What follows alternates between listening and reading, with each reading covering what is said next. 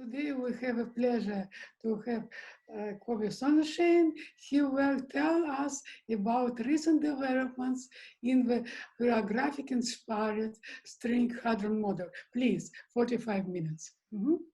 Okay, so I would like to thank Irina and the other organizer for inviting me to this meeting. I'll tell you today about some work that I've been doing in recent years with my former student, Doreen Weissman, who is currently a postdoc in Japan. Okay, so let's start. So I'll tell you first about the motivation to this project or to this idea. So the spectrum and the decay widths of hadrons admit a clear stringy behavior. That's pretty obvious, and this one has to add to the fact that if there is no real other way to compute the spectrum of mesons and baryons directly from QCD. And if you do it, as I will briefly describe today in the stringy model, it's fairly simple. Now, what will be interesting me today is to describe scattering processes, and in particular, believe it or not, I mean, the question is whether proton-proton collisions in the LHC can be described using scattering of strings, and if that is the case, what is the scattering amplitude? What are the total cross sections? There is this totem experiment that measures the total cross section in the LHC, and the question is to what extent can a stringy model describe or explain the results. Now, today I will, one of the two topics that I will address will be how, how do charges at the endpoints of the strings affect the scattering amplitude, and in general, I would like to explore the question of how electromagnetic properties like magnetic moments of baryons, mesons, preferably nucleons which are stable, how can they indicate about the stringy nature of the hadrons. Now, as you will see, when we will do the scattering amplitude of these charged strings, we'll face this old notion of non-commutative geometry, and the question again, can this be tested in this framework of hadrons? Now, it's a very general statement that any string state with non-vanishing J angular momentum can be described as a rotating string, classical rotating string, and then one quantize it by incorporating quantum fluctuations. Now, the classical solution of the equation of motion of a rotating closed string, for instance, is of a folded string. So the string is in fact a string that goes and comes back. It's a folded string, and of course this has some special features due to these folding points. And I want to remind you that it's not something very exotic. The string description of a graviton is of a closed string with J equal to 2. So the graviton is also, one can think about the graviton as a folded rotating string. Now we can get folded strings not only for closed strings, but also for open strings. This is part of the result, new result that we found. So if you place an open string in a magnetic field, it turns out that there are classical solutions which take the form of folded strings. Now folded strings is apparently not it's not a subject that was studied intensively in the past. I mean, there are not too many papers about it, but we know some of the characteristics of folds, and one of them is that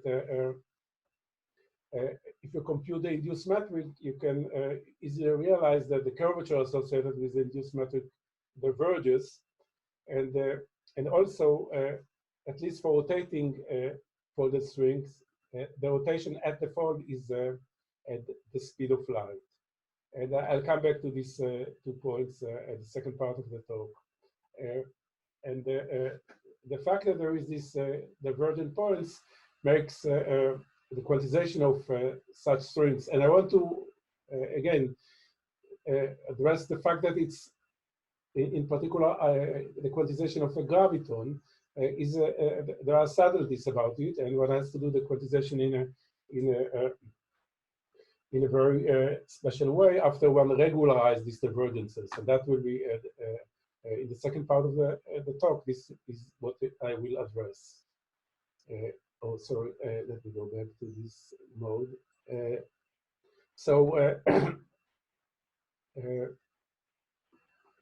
So the outline of the talk will be the following. I will review very briefly this so-called HISH model, and in particular, I'll discuss the spectra and also some words about the decay widths.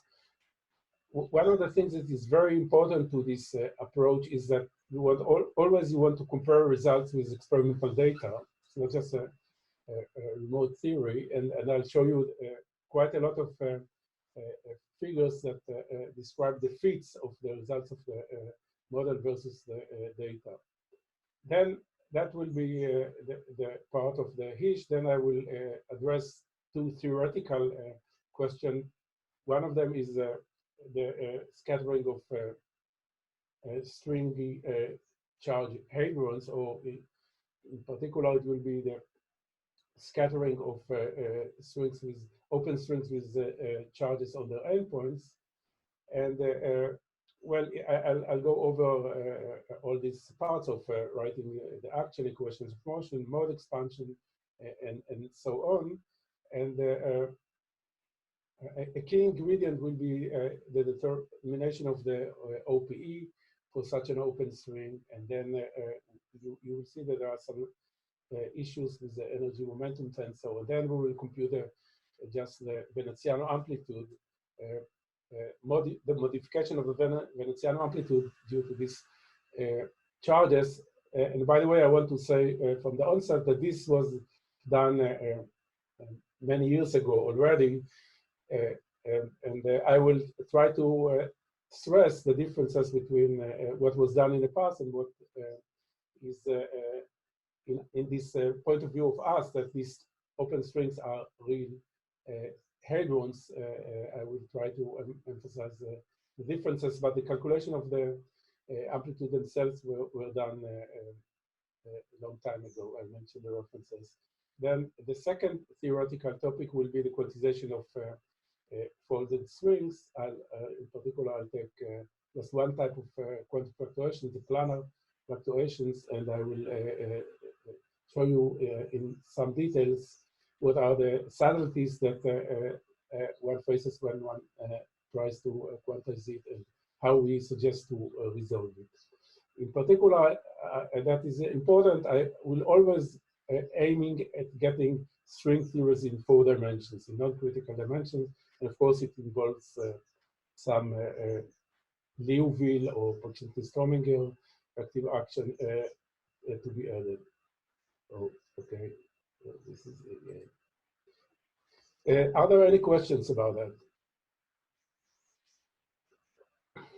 Okay, so let me start with a stringy holographic, not HISH, but the way that we represent or describe hadrons in the holography. Now, holography, this is very well known, is an equivalence between string theories in the bulk and boundary field theories. Practically, most of the applications of holography is based on relating bulk fields, not strings, with operators on the boundary. This is, of course, following this alpha prime goes to 0, tension goes to infinity, where as I mentioned before, the closed string we can describe the graviton or gravity. But we know already from our previous experience that quantities like Wilson lines or 't Hooft lines or Polakov lines cannot be described by fields, and they require strings.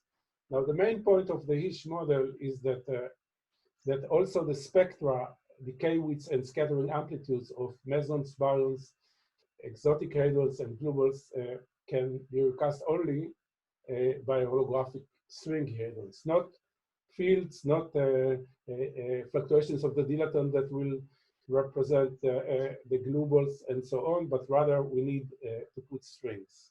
Okay, so let me show you this in some pictures.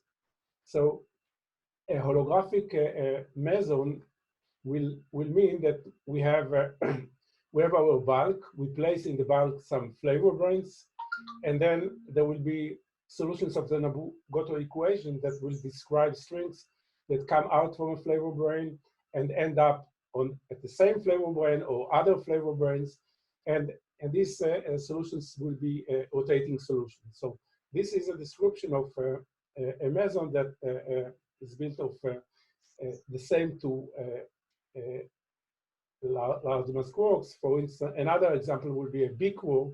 So that will be a B quark, as we know, is built from a B meson and a UOD meson. So in this stringy picture, it's a string that comes out from a flavor brain, the B flavor brains, and end up at the flavor brain of a UD.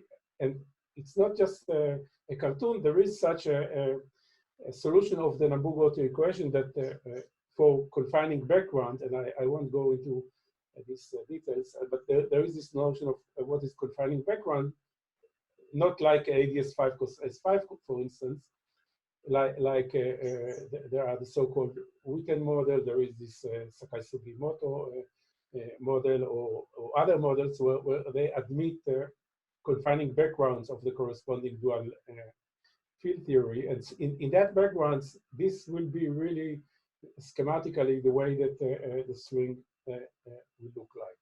Okay, so these are this is the cartoon of a meson. What it will be a baryon.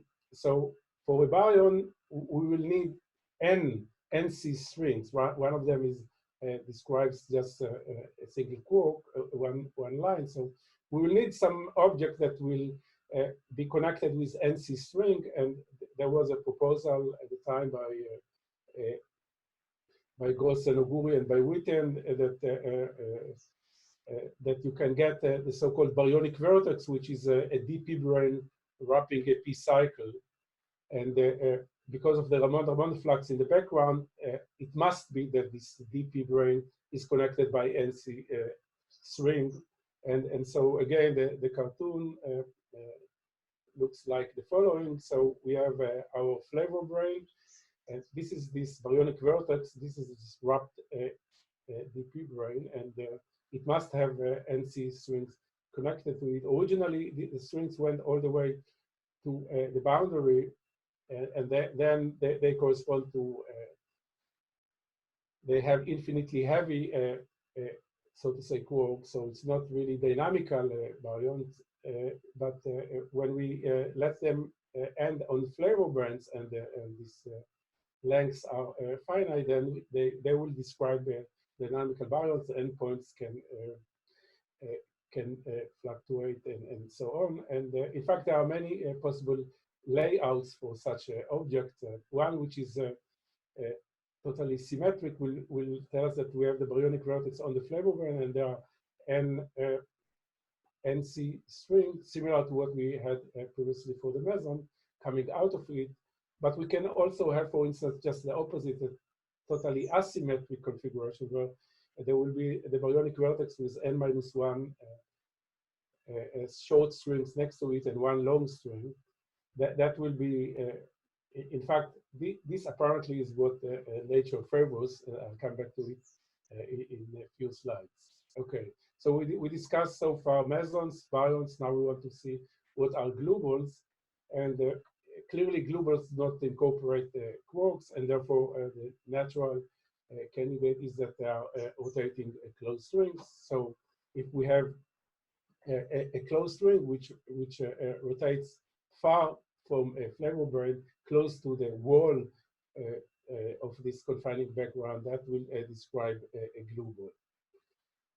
So these were cartoons of how one can describe classical strings in holography that corresponds to meson baryons and glueballs. Now, what is the idea of HISH? What is the construction that we do in this holography-inspired stringy model? But let me first stop here and ask if there are any questions. If I may ask, your stringy pictures of mesons and baryons are rather different, right? From the other side, there are some relations between meson and baryon spectra, already slopes by Stan Brodsky and collaborators. Is it possible somehow to relate this? Yeah, okay, so that's a very good question. I don't think that there is supersymmetry as Stan Brodsky advocates, but there are relations, and you will see them in 2 slides. They are in fact very similar, and this fact manifests itself also in the experimental data, but I'll come to it. Okay, so what is this HISH construction? So we want to have a model that will describe hadrons that is based on the following steps. First, we analyze classical configuration, classical string configuration in confining background. That is like this picture that I showed you. Of course, you have to solve the equations of motion and then quantize them and so on. And it's very complicated to quantize the system in the presence of a Mont-Aubin field. And it's also higher dimensional curved spacetime. So it's a very difficult task. But so instead, what we suggest is to do some transition, which is not a controlled one. So I want to go from this domain of large n and large lambda to the real world, where we have n equal to 3 and lambda order 1, but I do not know how to do it by a control expansion in 1 over n and 1 over lambda. But I'll still assume that one can propose a model, a stringy model, and it's important that it's in flat 4 dimensions. And as you will see in a second, a basic ingredient, it will be that it's not an ordinary model of strings, open strings, for instance, for the mesons and baryons. They must have massive endpoints. And moreover, these endpoints can be further dressed by charges, and that is what I'll describe in the second part of the talk, and also by baryonic vertex, spin, etc. Okay, and this I mentioned already. So let's see how does it work. So I'm starting from this picture that I had before of this rotating classical string in holography, and I want to suggest a map that takes these 2 vertical segments and transform them into massive endpoint of this flat string, which is supposed to mimic the string close to this wall. Okay. Now the definition of this notion of mass, it's not the usual mass. It's not a QCD mass, neither a constituent quark mass. It's what I call the string endpoint mass. And the definition of that is that it's just the action, or if you want, the energy of the vertical segment. So it's this, for this vertical segment, this is the action where this is the metric of the curved background. Now, if you plug the boundary equations of motion, which I won't do here, I'll come back in the second part, you will find out that the boundary equation of motions simply means that the tension, and it's the tension over gamma, gamma is the relativistic gamma, is equal to the centrifugal force. So when we have this rotating, classical rotating string with massive endpoints, we have this balancing between the tension and the centrifugal force. Okay, so now with this map, if we go back to our meson, so a meson was this string that connected 2 points on the flavor burn, and it translates into this flat string with 2 massive endpoints. By the way, it's not necessarily the same flavor burn. It can have 2 different masses. And for the glue ball, it will be just replacing this folded closed string by folded closed string in 4 space dimensions. And now I'm coming to this issue of that I was asked. So for the baryons, in fact, in n equal to 3, we can have the symmetric configuration, which is the Y shape. So it will transform to what was studied many years ago, the Y-shaped string configuration. And the other option is that we have a single string with a quark and an object on the other side, which is a combination of a baryonic vertex and a dipole. Now, as you can see, this looks similar to what I had a moment ago for the mesons. It's simply that it's not two masses associated with two different quarks, but rather it's a mass of a quark and a mass of baryonic vertex and a dipole. Now, why is it that this is, as I said, preferred and not this one? So there is an argument from the data, and that is that, as I'll show you, the alpha prime, the slope or the string tension of mesons and baryons are the same. Had it been this configuration, it should have been 2/3, and it's the same up to 5%. So it cannot be a Y shape. The excited baryons are clearly, from this string point of view, are clearly a string with a quark and a diquark. Okay, and we'll see in a second the comparison to the experimental data. So in fact, let's do it now. I will just flash several fits where we have n squared and j for various mesons and then baryons. So we start with, I don't have the light quarks. I'm sure there will be in a second, but this is with Strange. So it's not really a straight line. It's somewhat bended. If we go further to mesons that like the charmonium CC bar, then you see there is a much stronger bending. The bending is the fact that due to this massive endpoint, the trajectory is not anymore a rigid trajectory, but it is a massive modified trajectory. And you see that there is a quite nice correspondence between these experimental blue points and this theoretical curve. And that is also for the D mesons. We cooked up what we call the universal model, where there are few parameters that we get from the fit.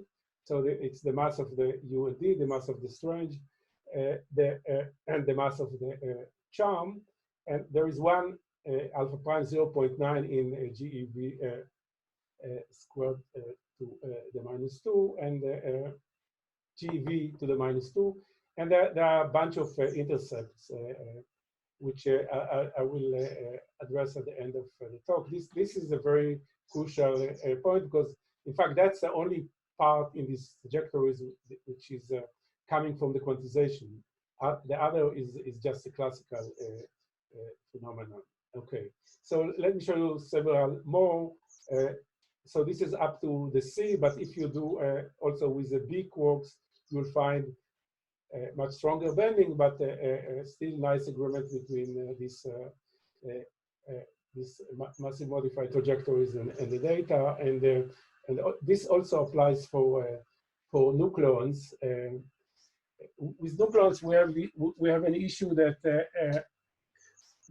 there is two different trajectories for even J and OJ, which is another interesting question which I won't address today, but you can see the fit. And for baryons that include Strange, like lambda or sigma, and baryons that include double Strange, like Cascade or lambda C. I mean, in all of them, it's I think you can judge yourself, but it seems that the fit is very nice. And people often ask, I mean, is it that you have what is the number of parameters that you fit? And I can assure you that the number of data points is much bigger than the number of parameters that we fit. Okay, so and this is additional ones. Let me mention very briefly, just since I mentioned it in the beginning, that it's not only the spectra. Spectra is very well known that mesons and hadron in general obey Regge or Regge-like trajectories. But here we did a stringy calculation of what is the decay width of a Stringy Hadron. It's a lengthy calculation which I won't show today, but the upshot is in fact very simple.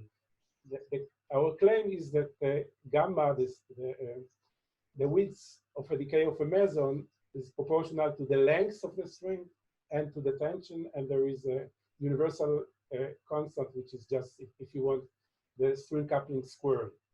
And the check for that was to see that it comes really in a universal way when you take rho omega and up to these charmed mesons. And if you can see that it's 0.1 plus minus up to roughly 25%. So it's not obvious at all that it should, for all these very different type of mesons, their decay width is of this nature. And I also want to mention that I'm not familiar with any other calculation of this strong decay width of mesons based on QCD, for instance. But here it's a non-trivial string calculation. In some sense, it's a one-loop string calculation.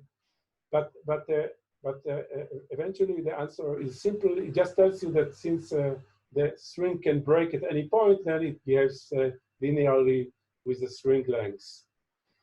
Okay, so by that I end this review of the HISH model, and I want to discuss this recent progress that we've made, but I'll stop here to ask for questions.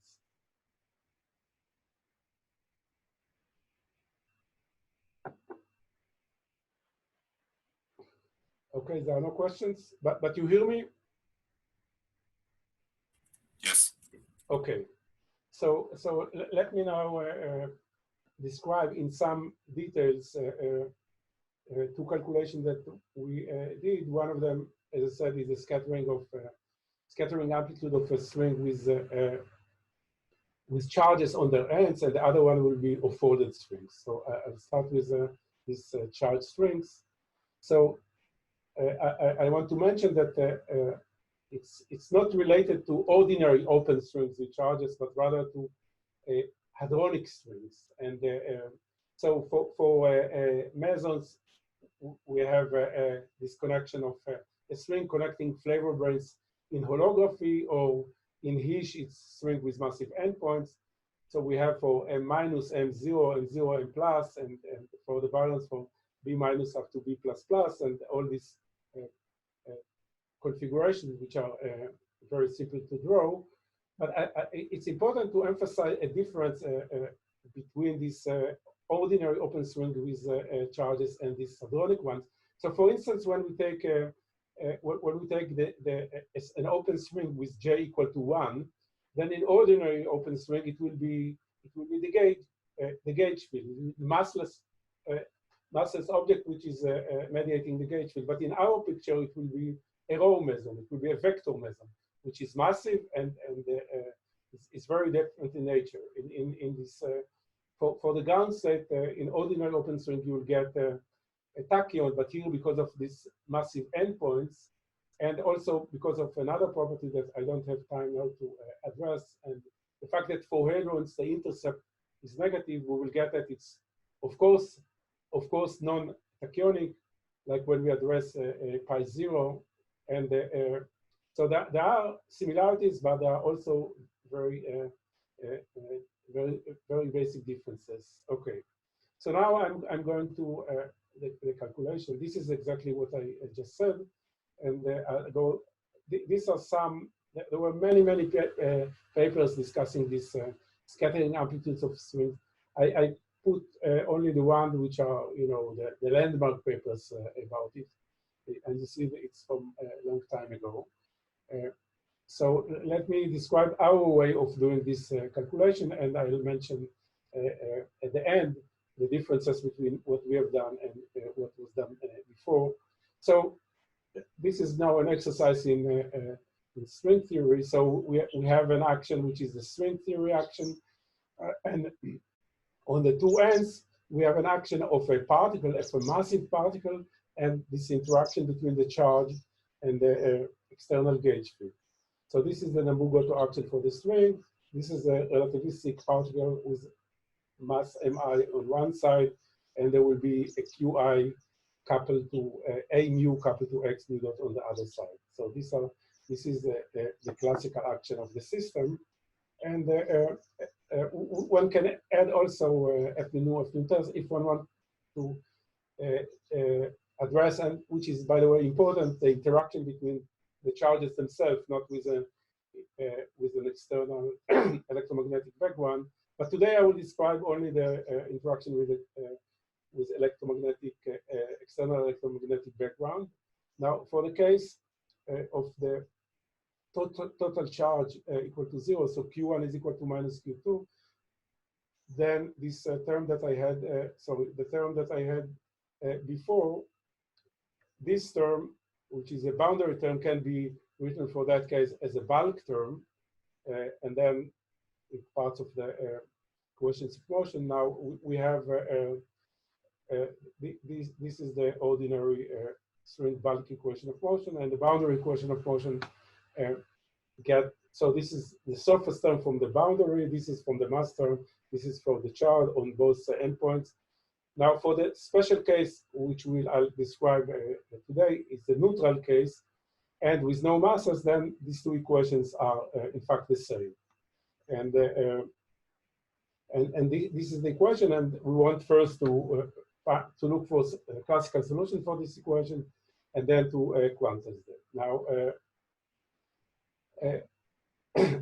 I'll skip this issue of, there are of course worksheet of polarization invariance, vowel invariance, space-time translation, and Lorentz invariance, but I work with it now. So let's go and look for the general solution. So the general solution of this bulk equations of motion looks as usual as expansion in right modes and left modes, and what connects this alpha and alpha tilde are a matrix which is made out of this external electromagnetic field. Without it, it would have been for the open string that alpha is equal to alpha tilde, but here we have that this is the relation between this equation, or these coefficients for the left harmonics and the right harmonics and the left harmonics. And for instance, this matrix M takes a simple form for the magnetic field. It has this form, which is in fact can be expressed in terms of rotation, and for the electric field, it's some boost. And the point is, okay, so that's some generalities. Something that we found, and as far as I know, was not observed before, is that if one introduce an open string inside a magnetic field, then there is a folded neutral string rotating solution. So the string is from this endpoint to that endpoint, but there is a fold here, right? And also here. And if you put some masses here, you can check that there is a balancing of the forces at each of these 2 points. And so the general solution is that the space-time and the worldsheet time can be set together. That's the static gauge, and this will be the xy. So we'll call the coordinates on this plane of rotation x1 and x2, and the dependence on the magnetic field comes via this phase phi, which is the arctangents of QB. Okay, now what is the difference between the trajectory of a classical trajectory of this folded string and an ordinary one? It's this factor n. So for a string with folded n times, there will be Tn. So the effective tension is n times the ordinary tension. And that's very intuitive when it's there are n times folded. Now the charge on the endpoints, these 2 endpoints that I mentioned, they would not rotate in the speed of light, but rather this folding point will. Okay, so that will be the speed of the rotation of the endpoints, and the folding point rotates at the speed of light. Now, the speed of light, as I mentioned in the introduction, is related to the fact that there will be divergent to the curvature scalar for the curvature of the induced metric. Okay, so now let's we finish the classical solution. We want to do the canonical quantization. We impose the equal time canonical quantization, and it's easy to work out, and one finds that we have the ordinary algebra for the oscillators, but we have also this commutation relation, which involves this quantity, this modified metric g mu nu, which is one of the inverse of 1 minus q squared f squared, and one can have this canonical quantization if and only if the zero modes. So in this basic solution that we took, there are these zero modes of this string, and the zero modes have to obey this non-trivial, non-commutative algebra. So we have that this, as I said, is well known from a long time ago, that is x nu are non-commutative, and they are equal to theta mu nu, which is given in terms of the external electromagnetic field times this metric. So in particular, when there is an electric field x0 and x1, the commutator of them is non-vanishing, and it is this, and for the magnetic one, it's this. Okay, so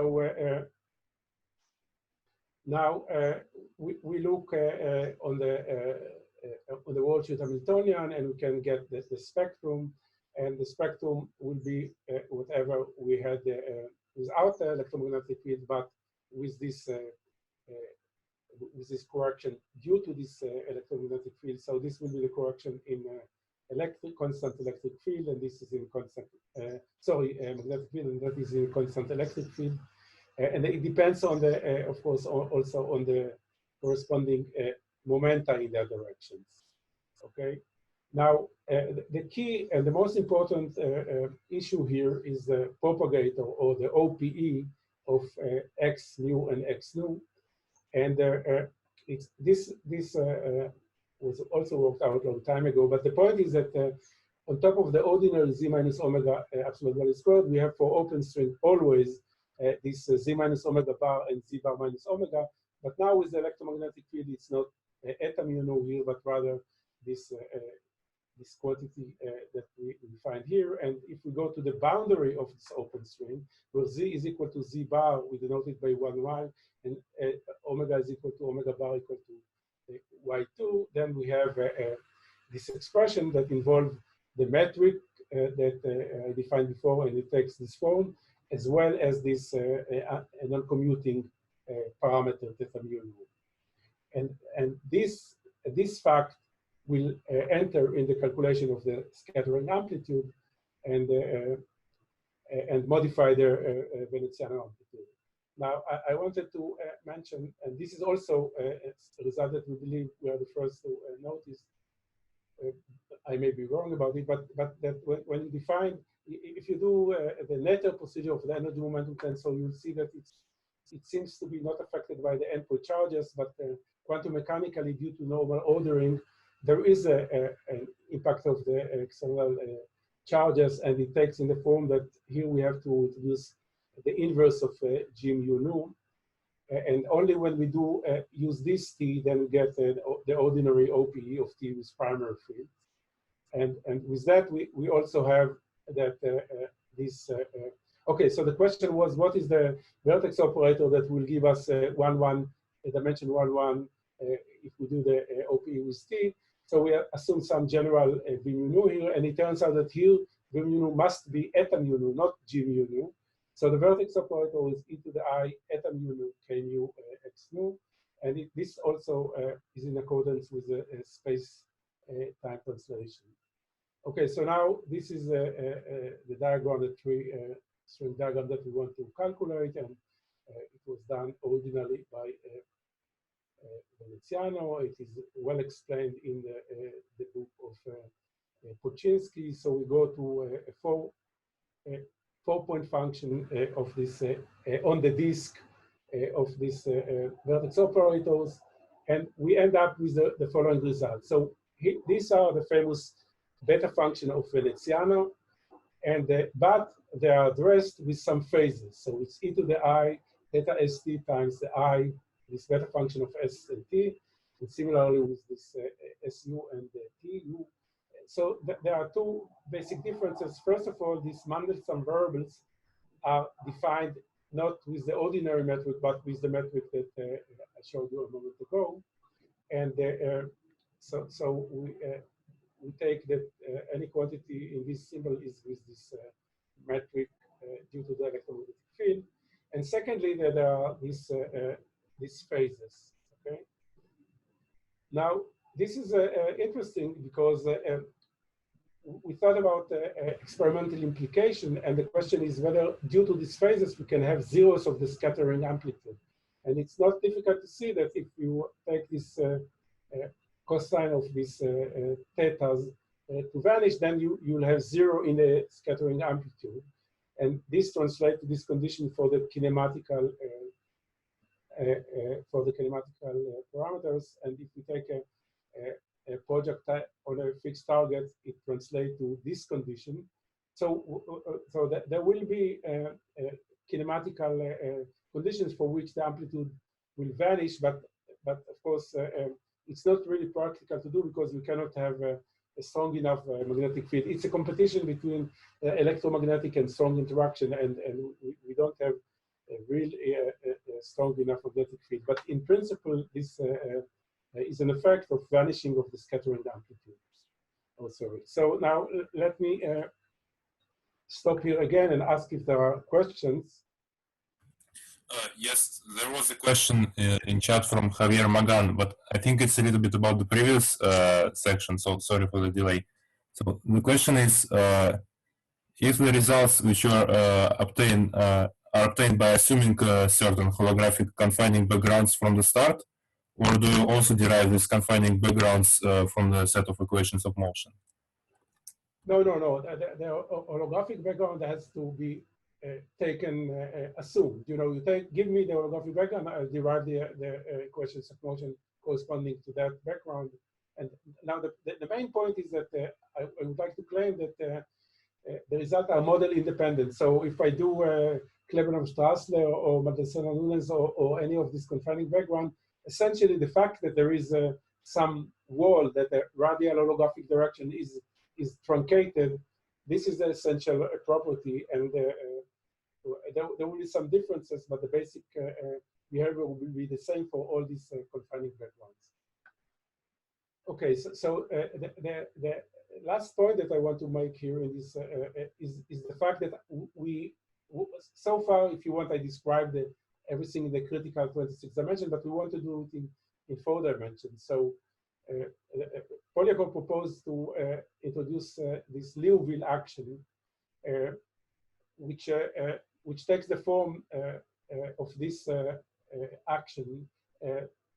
If one rewrite the Liouville as a composite of in the form of e to the phi is d plus x, d minus x, and Puczynski and Strominger wrote this effective action, so one can work it out, and this is what you get, and there is a problem that this due to the fact that the folding points. By the way, it's the same also as the endpoints of ordinary string. The endpoints of ordinary string also move in the speed of light. So for both cases, the Puczynski Strominger action diverges, and one has to regulate them. And this is what I'm coming now. Once one does it, one gets finally an interesting result that was derived originally by Hellerman, that the total intercept is 1 not only in the 26 dimensions, but in any dimension. So this is the contribution from these transverse modes, and this is the Puczynski Strominger term, and it sums to 1. Okay, now, Irena, I see that I'm about to finish my time. Is it right? Or a few more minutes? You have a few minutes, please. Okay, so let me go now just to briefly indicate what is the issue of the quantization of folded rotating strings. So folded strings are characterized by the fact that the determinant of the induced metric vanishes, and therefore the curvature diverges. And one can also express it in terms of this object dx of the sigma. And this is for two-dimensional target space. It's this matrix, and its determinant vanishes. It means that it's a folded string. And now I want to mainly address this question of closed folded string, because as I said, any rotating closed string is necessarily folded, in particular the graviton, okay? So it has this structure, and if one compute the energy momentum tensor and the energy, one finds that there is this factor half. This is what indicates, as I said before, that it's really folded. The tension is twice, okay? Now, where is the problem coming? So we want to do quantum fluctuation around the classical solution. And so this is the general expression for expanding around the classical solution. But and there are all kinds of fluctuations. There are transverse direction, planar direction, and in fact, when we add masses, there are also a radial direction. Without masses in the bulk, there is no radial fluctuations. But I'll just mention the planar mode. So the planar mode, when one uses the polar coordinates, that the action that one finds, the equation of motion is somewhat unusual, because there is like a sigma-dependent mass term. But that's what one gets when one goes to these polar coordinates. And but the key issue, okay, and there are these two linear solutions of these equations of motion. But the point is that they diverge. There are divergent of both these even and odd solutions. This is just an example. So what if they diverge? So it turns out that because they diverge, one cannot get a well-defined inner product, or there is not a really orthonormal set of eigenmodes. If you do a Sturm-Liouville analysis, you'll find out that due to these divergences, you cannot define this orthonormal set of eigenmodes. So the question is, how do you handle it? And our proposal is to regulate them by introducing massive endpoints at the folds, and eventually at the end of the calculation take the massless limit of that. Okay, so it's not a physical mass; it's just a regulator, and this is now the structure of this classical solution. And where this phi now there is no electromagnetic field, it relates to the mass that we put at the endpoints, and this is this modified Regge trajectories, which, by the way, was used to fit the fits that I showed you at the beginning of the talk. But the point is that one has to incorporate these masses, and that makes things much more complicated. For instance, the eigenfrequencies omega and omega and tilde are not anymore m, and when we want to calculate the intercept to sum them, then it's not a trivial task. We use a contour integral for doing this summation, but we still have to normalize it and to get rid of the divergences. That we do by, like in the Casimir effect, that where we take the energy of the plates and we subtract the energy of the plates when we take the separation distance to infinity. In this case, it's like taking an infinitely long string, and when we does it, we get the planar intercept is 1/12, 1 times this quantity, which depends of 1/gamma. Gamma is the relativistic gamma, but in the massless limit, this gamma goes to infinity, and then we go back to 1/12 as we need for this for this. So in open string it's 1 over 24, in closed string 1 over half. The intercept of the closed string is twice the 1 over. And this is as a function of gamma to the -1. So we go to the real value for the intercept. Okay, so let me just mention some future directions. So, what I described is just the charge where the charges were opposite, so it was neutral. With the charge string, there are it's much more complicated. Then, for instance, there is a non-commutative, not only the geometry but also the Poincare algebra. The p mu is non-commutative. There are scattering amplitude of these charge strings were not computed, and the combination of massive and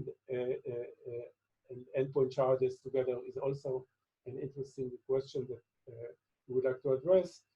Now, we have a procedure of quantizing rotating folded strings. Now, there are several papers where people found, for instance, in black hole, in the inner horizon black hole structure, people claim that there are some folded strings, and then the question is whether the quantization method that we developed here can apply also there. A very important question that we are still debating is what is the physical interpretation of these folds? These curved folds, what do they mean?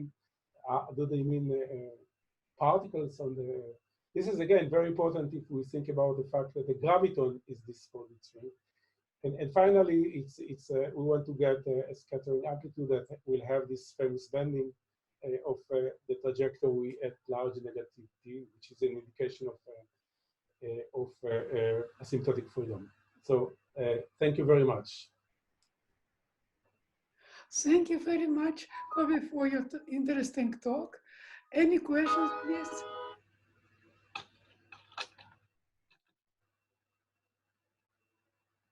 Please, any questions? I have a question. Yes, please. Can you hear me? Yes? Yes, I can hear you. Okay. You made a statement that apparently from fitting with phenomenological data, the configuration of the baryon which seems to be preserved is the one with one quark and one d-quark, right? Right. But this in the model, I mean, it should be a matter of dynamical. It's a dynamical question, right? What is the preferred configuration? The one with the smaller energy. So in principle, you should be able to derive what is the preferred question, not looking at the fitting of the data, but just from the model. Is it correct or? Well, so yeah. So this is of course part of the question that you would like to ask.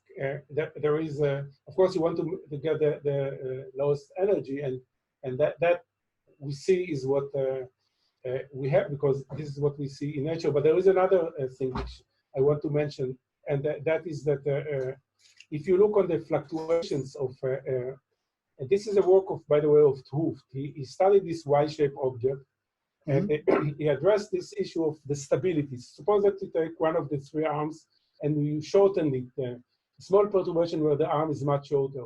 Will it restore its original length, or will it collapse? And it turns out that it collapses. And it collapses exactly to one single string. So also from the point of view of stability, this Y shape is less stable, and the single string with quark and diquark is a stable configuration. Ah, I see. Okay. But can you do the same computation directly in the holographic model? Well, that's very good. We thought about it. Well, no, I cannot claim that you can do it. But in fact, the calculation of 't Hooft is a classical calculation. It's not a quantum one, but it's not a trivial one. And well, I'm not familiar of any generalization of what he did. Okay, thank you. Okay. More questions? We have still time for one urgent question, please. Maybe I have a probably related question, and probably the one I was asking a couple of years ago. Is it possible from this d-quark picture to guess which quarks would form a diquark? And maybe also another aspect of this, if really to try to match with supersymmetry picture, should one look for the supersymmetry between antiquark and diquark?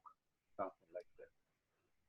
Well, so I mean, theoretically, there is no no sense of such a supersymmetry, and I don't think that if you check more precisely, you see that there are not really exact the trajectories of the fermionic and the bosonic trajectories, and the fact that one has a baryonic number as a conserved charge and the other, I don't think that supersymmetry. It's simply the fact that in both cases you have a single string. Now, if the main contribution to the mass of the object is the string, then it's not surprising that mesons and the baryons have a similar properties. But I want to relate to the first part of your question. So the question is, for a given baryon, what will be the combination of the that form the diquark? There are several options, right? Depending on what is the total. Suppose that we have, I don't know, SSD content of a baryon. Will the diquark will be SS or SD? And this is a very interesting question. Sometimes you can decide what is the content by looking what is the product of the decay. So if this baryon decays into another baryon and a meson, then you can simply decide which one includes this diquark. But we also did, with a student of mine, we did some work where we analyzed, as I said before, which one will have a lower energy, and there are several interesting features about that. But basically, we should be able to tell what will be preferable, what two quarks will preferably, for any case, form the diquark. Although just it's usual in phenomenology, the diquark consisting of non-identical quarks, which is spin zero, is considered to be preferable. But for example, your colleague Marek Karliner, he just admits and likes the say SS vector diquark, which allows to explain. So if to still to, I believe I was asking you a while ago. So just is it possible to give any support for this or that picture? This would be probably quite interesting. Well, I don't think that there is a strong argument why there are necessarily different quarks that form the diquark. In certain circumstances, that's the case. Well, you may say, you know, that, I mean, if it's a du, then there is also electric charge that will support this binding. But we have also diquarks in the case that it's three quarks are the same, so u. So I don't think that there is this rule that the diquarks are necessarily different quarks. Okay. If there is no more questions, or in any case, there is a time to go to the next talk. Okay, let's thank Kobe once again for very interesting talk. Thank you very much.